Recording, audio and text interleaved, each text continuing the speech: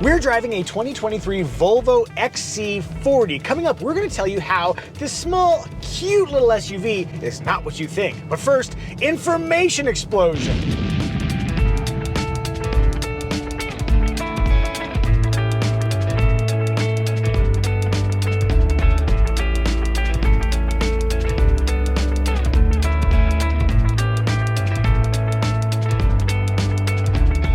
The XC40 is a small premium SUV. It was originally introduced for the 2019 model year, but now for 2023 it's been lightly overhauled. Let's begin with interior.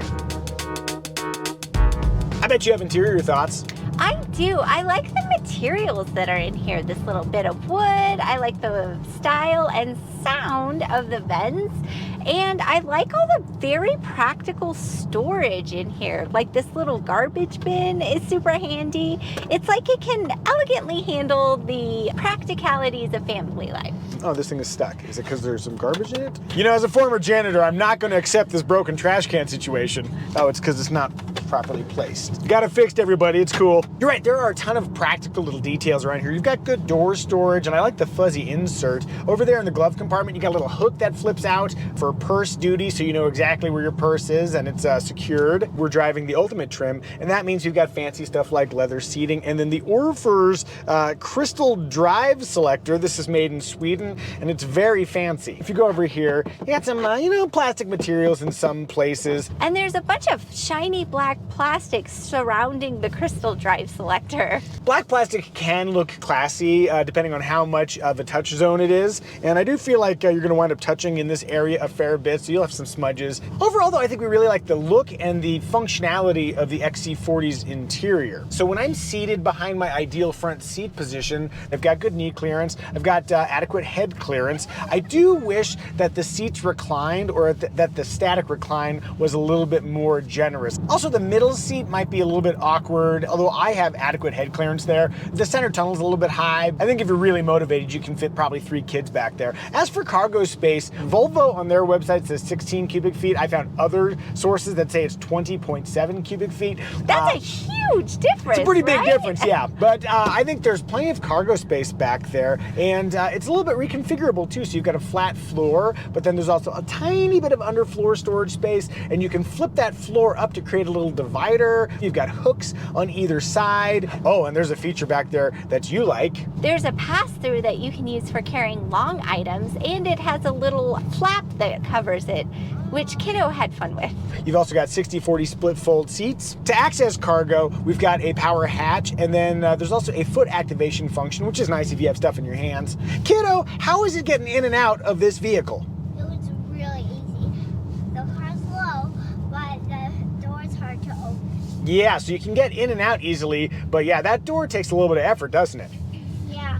And speaking of doors, we've had a couple of weird things. I noticed that the driver's side door didn't quite sit correctly. Then I discovered that the latch wasn't quite as tight as it should be. If I had time before this video, I would have taken a Torx and tightened it down, so that's no big deal. But we also noticed that the rear driver's side door just sometimes doesn't open. It's very odd. What about getting the car seat installed? The latch points are placed a little far back, but once I knew where they were, easy install. As for safety, the NHTSA has rated this 5 stars overall. The IIHS has named this a top safety pick plus, and there's a full suite of active driver assist, lane keeping assist, automatic emergency braking with pedestrian detection, bicyclist detection, and large animal detection, which is how you know this was made by people who drive near moose, and 7 airbags. Family, what do we think? Is the XC40 family friendly?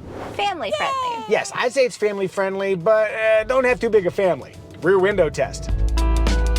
Almost all the way down. Armrest test. Okay, driving in my standard 8 and 4 cruising position, I'm noticing that the inboard armrest is a little bit lower than the outboard armrest, and we've got stitching right at the contact point, and it's not especially padded, especially on that edge there, very firm. On the outboard, softer, and it's a much wider perch. So I'm gonna go 80% outboard, 50% inboard. Hey! Would you like to see more videos like this where we review cars as a family plus the occasional helicopter adventure? If so, feel free to subscribe. Style! The Volvo XC40 was originally introduced for the 2019 model year. To me, it was a real revelation, like such playful styling from a brand that tends to be a little bit more conservative. For 2023, it's gone through a few updates. They've revised the Thor's hammer headlights, and I'm still amazed that that's the theme they went with. They've updated the front and rear fascias, which might not seem obvious if you only look at this one, but if you do a side-by-side between the 2023 and the 2022, you can discern a few little differences. It's not crazy, but they're keeping it fresh. I think this car is so cute. I love the diminutive grille. I love how it's almost like a rounded square. I just think it's darling. Do you know what a rounded square is called? No. A squircle. A squircle. For 2023, they also make the option available to go with a bright or dark trim theme. And what's cool is it's a no-cost choice. So you decide whether you want chrome on the outside or black trim. Oh, and speaking of colors, we have sage green. It's kind of a sparkly color, which I really dig. But I'll also note that if you want to not spend extra on your paint, you have to choose black. Every other paint choice, if you're buying an XC40, will cost you extra. What do you guys think? Do you like the look of the Volvo XC40? If so, if no, tell us in the comments. Onward to In Motion. Driving the XC40 home on the freeway, I found ride quality to be good over large undulations, but sharper impacts did come through to me as an occupant, and I wondered if that's because we're riding on 20s, whereas the 18-inch wheels are standard. And by the way, we just have a moment of snow and ice here, and one thing I really appreciated driving the XC40 around this week when we've had snow and ice in our community is that it feels very, very stable in inclement conditions. Moving to the powertrain, I'm just gonna do something right here. Floored. Whee! Okay, so that was a good experience because the downshift happened relatively quickly and we got good pull. And I do like the power that comes with the standard turbocharged 2-liter engine. Where I did notice an occasional issue is that at higher speeds, I would sometimes, if I would floor it, get a 1 shift, then a 2 shift. So it would kind of do a 2-stage downshift rather than just going immediately to the gear I needed to be in. I also noticed slightly clunkier operation at slow speed than I did in the Volvo V60 cross country that we drove recently. Specifically starting and stopping. Do you hear that little clunk as the engine shut off? At the beginning of the video, I teased that the Volvo XC40 is in some way, though a cute vehicle, not what you think. Here's how. We got a little nice dry patch here, and one thing I really appreciated driving this thing once I hit the windy mountain roads where we live is that the steering is kind of sharp. There's kind of a speedy nature to it. Let me demonstrate some of that with a needlessly quick left. Whee! I could have gone through that so much quicker. Not a ton of information comes through the wheel to the driver, so a little bit of numbness, but it's more spunky than you'd expect based on its cute exterior. Maybe a car we can agree on. Whether you drive at stupid speeds like me or reasonable speeds like Evie, the Volvo XC40 corners tenaciously and predictably. My last thought, the brakes have a very firm feeling pedal. However, I find it a little bit difficult to get that right amount of braking intensity. All right, with my braking peccadillo lodged, I'm gonna go to Evie. Evie, what do you think? Evie's at the wheel and you're maneuvering in the XC40. How do you find outward visibility? The windows are pretty narrow because of the high belt line, and there's a pretty thick B-pillar right here, so not great. Every time you struggle to see out of a Volvo, remember, it'll do great in a rollover. How does it do on ice? Asking for me. Well, having driven it on ice, we had some snow up here recently. It does a really nice job getting power to the ground and keeping the car pointed in the right direction if things get a little slippy. That said, you'll be fine. These conditions are completely non-treacherous. Whew. How does the steering feel? Is it an okay effort for you? Oh my gosh, it feels really light. Okay, well, let me fix that. Let me just go in here to driving, and I'm gonna put it into steering feel firm. All right, how about it now? Ooh, yeah. Yeah, okay. Got weird there for a second. It is firm. The steering feel is firm. I actually like it better a little bit firmed up. I don't like excessively firm steering, but it was a little too light for my taste. Yeah, I do like that you have a little bit of flexibility to dial it in. Lastly, do you feel like you have a sense of the dimensions? I do. They're small. I like that. Killer insights. All right, I think we've made some real breakthroughs here. I'm getting back in the driver's seat. In total, the XC40 is a well-rounded driving vehicle. Moving forward to emotion factor.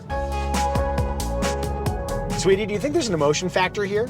I absolutely do. It's cute and stylish, and according to you, fun to drive. Yeah, every time we drive a Volvo, there's something a little bit different about it. I was gonna say off, and I don't mean that as a negative. I'm not sure what it is, but I'll just describe it as esoteric charm. And I think that charm in this package comes together because it feels like kind of practical. Look, I got a garbage can. And a crystal gear selector, but whatever. I do feel like this is the epitome, this zone. This Right? exemplifies the XC40 experience. Here's your trash can, here's your crystal drive selector. What do you guys think? Is there an emotion factor to the Volvo XC40? If you're feeling emotionally drawn to buy an XC40 of your very own, you might need to sell your current car first. I'm good at this. If you'd like to know what your current car is worth or what you should pay for your next car, click the Kelley Blue Book pricing link in the description below. Remarks! Just a very quick word from Flying Eyes. I'm just gonna let Evie take it. You are? Yes, tell them all about the colors you have. Colors! So many colors! I'm wearing the ophthalmic line of Flying Eyes, which have the same features you love in the Flying Eyes aviation frames, but they also come with these removable magnetic tinted lenses, and they come in a variety of colors. We've got pink, we've got orange, we've got whatever this is. Do you like staring into the sun? This might be an option for you. And what do those removable magnetic tinted lenses let you do? They're sunglasses when you need them, and eyewear when you don't. Are you ready to upgrade to aviation grade eyewear? Click the link in the description below. You can use the promo code Micah to save 10% on Flying Eyes. Remark number one, infotainment. The only screen in the XC40 is this 9-inch unit. It includes Google Assistant, Google Maps, Google Play Store. All of that's baked in now for 2023. Kiddo, do you have anything you'd like to ask Google? Hey Google, what's the longest car review? Sorry, I didn't understand. She didn't understand, but I think I did. Hey Google, define passive aggressive. Passive aggressive of behavior characterized by indirect resistance to the demands of others and avoidance of direct confrontation. Well, I don't see how that's relevant to what we got going on here, but thank you, Google. Very informative. Google's a little better than Siri. Especially with the kind of questions that children tend to ask, like, what's the smallest animal? All of that Google goodness comes free for the first 4 years. After that, there is a subscription fee. The system features over-the-air updates and USB-C ports. I think there are 4 of them strewn around here. And we do have Apple CarPlay built in, which is great. My only complaint is that because they've gone with such a clean interface here, you'll have to do a little bit of digging to get to a lot of vehicle controls, where in another vehicle, you might have a dedicated button. I'm thinking specifically of off-road mode. Off-road mode, driving, think. You did it. Yes, but in 3 clicks rather than 1. Moving slightly this direction, we've got another screen. There's a standard 12-inch digital gauge cluster. I think it works well. You can also pull up navigation information right there, which is kind of convenient since it's very close to your driver's view. We should talk about engine choices. The Volvo XC40 comes with 3 different powertrain options. There's a base front-wheel drive version, and then there's an all-wheel drive version that naturally gets more power and, unsurprisingly, less fuel economy. Both of those engines are mild hybrids. Then there's the Volvo XC40 Recharge, which is a dual motor electric vehicle. If you look at that power figure, oh my goodness, a lot of power, and a 223-mile range. Sweetie, Yes. can I make a trim recommendation? Well, sure. Our trim recommendation is based on which trim gives you the essential features you would regret not getting, but at the lowest possible price. I'm gonna recommend the base core trim with the $800 convenience package. Total price is $38,245. That gets you blind spot warning, 2-zone climate control, and heated front seats, while that convenience package adds a power passenger seat and smart key access, a feature I will not live without. If you want to option up your XC40, you can add a Harman Kardon audio system, pilot assist, which automatically keeps you in your lane and a certain distance from the vehicle ahead when you're driving in traffic, this panoramic moonroof, and a 360-degree camera with a ton of angles. I really like it. But for our money, that core trim with the convenience package is all you need. By the way, we're coming up a little icy hill here, and let's see how it does. Whee! Oh, we're driving crazy! Woo! While all that stuff's happening, the Volvo is still pointed quite comfortably in the right direction. I braked there, it handled the slipping no problem. To me, I find this confidence inspiring while driving in the snow. To you, you wish you had somebody who was a little less stupid driving behind the wheel here. I promise, we're in control. Hooray! As for competitors, we've got the Audi Q3, BMW X1, the Mercedes-Benz GLA, maybe the MINI Countryman, and I'll throw in a weird one, the Mazda CX-30. It's a very small, premium feeling SUV, even though it's not really a premium SUV, but it hits some of the same notes as this, but at a much cheaper price point. If you're curious what we thought about the Mazda CX-30, click up here. Hey, did we miss any remarks? If so, tell us in the comments section. Synopsis! In thinking about the essence of the Volvo XC40, it is a playful good time, but it couldn't be safer. To me, it is the Peter Pan ride at Disneyland of premium small SUVs. Family, I think we've done a good job reviewing the XC40. May I have a 5? Oh, that was a very gentle 5. And a 5? That's somehow even more gentle. And you, come get your manly high five. Ah!